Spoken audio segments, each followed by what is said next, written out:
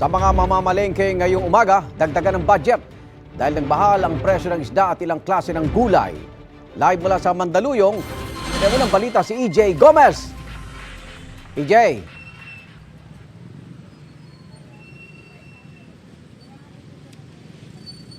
Igan, nagtaasan nga ang presyuhan ng mga ilang bentahan ng mga items dito sa isang palengke sa Mandaluyong City. Gaya na lang ng isda at mga gulay dahil sa nagdaang bagyo. Halimbawa, 100 piso ang itinaas sa kada kilo ng galunggong. Dahil sa bagyo, tumaas ang presyo ng mga isda sa isang palengke dito sa Mandaluyong. Ayon sa ilang tindera, nagkakaubusan daw kasi ng supply sa pinagkukuhanan nila gaya na lang sa Navota Sport. 1 week na kami tumataas ng ng bentahan kasi tumataas na dahil nga sa bagyo, sabi. Hindi naman namin mapipigilan dahil minsan onti lang nakukuhang isda. Kaya walang isdang makuha. Kaya kung meron man sila, napakamahal. Kaya kailangan namin mabawi. Ang kada kilo ng tilapia nasa 130 to 140 pesos ngayon na dating 120 pesos lang. Ang bangus, 250 pesos na mula sa 220 pesos. Ang maya-maya at talakitok parehong mabibili sa halagang 400 pesos na dating 350 pesos. 60 pesos naman ang itinaas sa kada kilo ng tulingan na 160 pesos ngayon.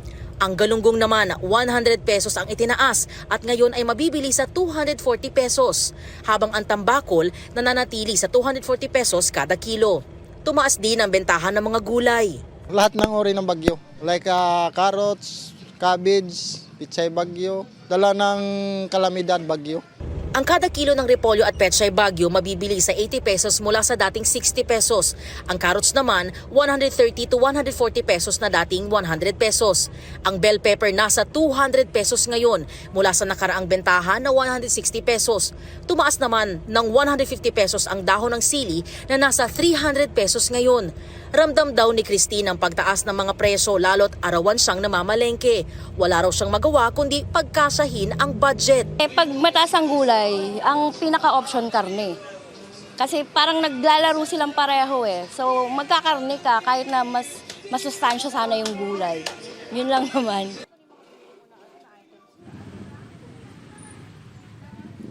Igan, ayon dun sa ilang mga tindera na kausap natin, kapag may nanghihingi ng tawad sa kanila, lalo na kung suki naman nila at maramihan naman ang binili, binibigyan naman daw nila ng tawad para lang sila ay makabenta. Yan ang unang balita mula rito sa Mandaluyong. EJ Gomez para sa GMA Integrated News. Igan, mauna ka sa mga balita. Mag-subscribe sa GMA Integrated News sa YouTube. Sa mga kapuso abroad, subaybayan nyo kami sa GMA Pinoy TV at sa www.gmanews.tv.